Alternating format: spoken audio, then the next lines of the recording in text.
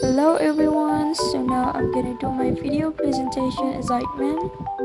Tugas video presentasi materi K3LH. Langsung saja ke pembahasannya.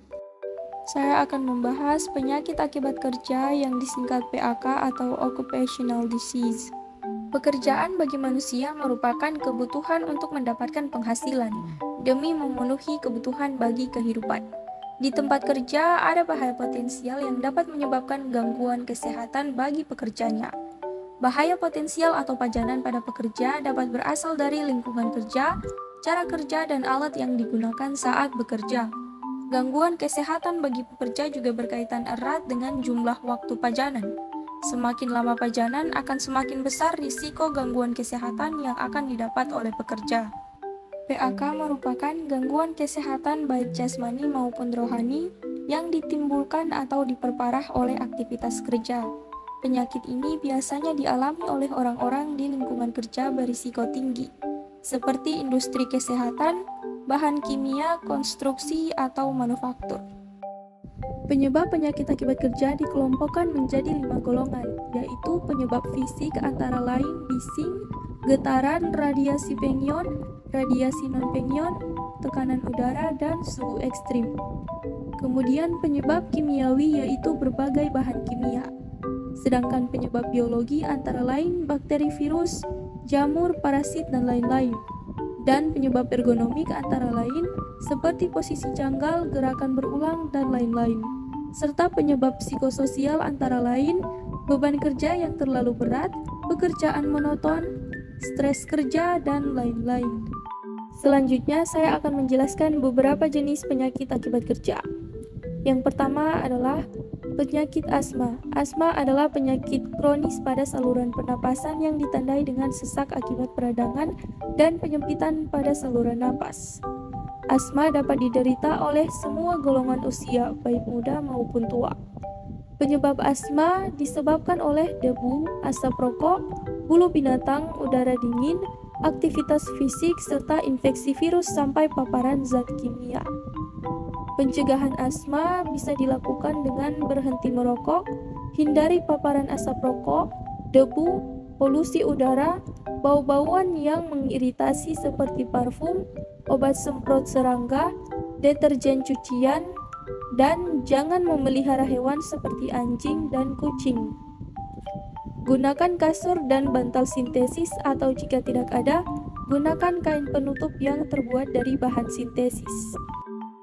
Yang kedua adalah sindrom lorong karpal atau carpal tunnel syndrome yang disingkat CTS.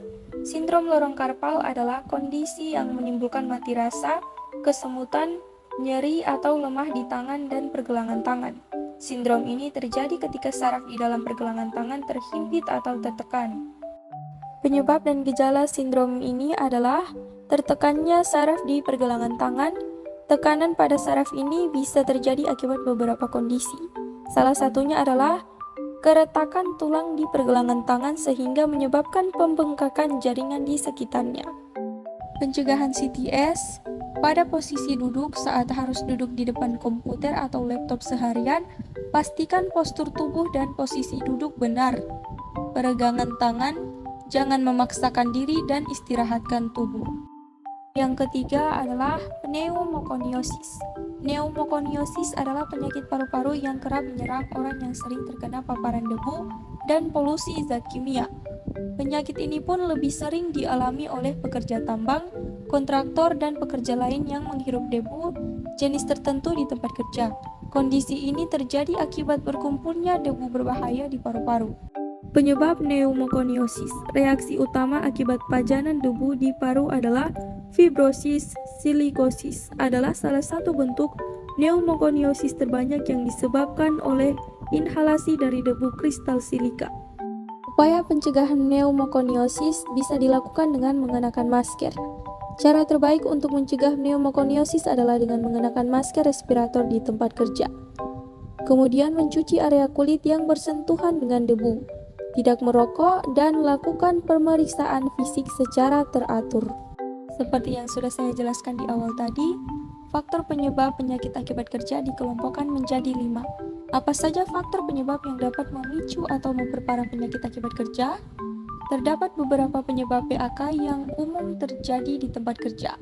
Penyebab PHK dibagi menjadi 5 golongan, di antaranya yang pertama yaitu golongan fisika yang disebabkan oleh suhu ekstrim, bising, pencahayaan, getaran atau vibrasi, radiasi pengyon dan non-pengyon, dan tekanan udara.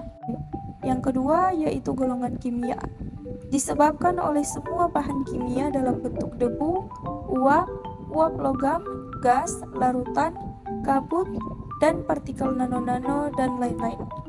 Yang ketiga yaitu golongan biologi yang disebabkan oleh bakteri, virus, jamur, bioaerosol, dan lain-lain. Yang keempat yaitu golongan ergonomi, desain tempat kerja, beban kerja, angkat-angkut berat, posisi kerja janggal, posisi kerja statis, gerak repetitif, penerangan visual display terminal atau VDT, dan lain-lain. Kemudian yang kelima adalah golongan psikososial yang disebabkan oleh beban kerja kualitatif dan kuantitatif, organisasi kerja, kerja monoton, hubungan interpersonal, kerja shift, lokasi kerja, dan lain-lain. Demikian itulah penjelasan saya mengenai penyakit akibat kerja. Terima kasih sudah menonton video ini sampai akhir. Maaf bila kurang jelas atau ada salah kata.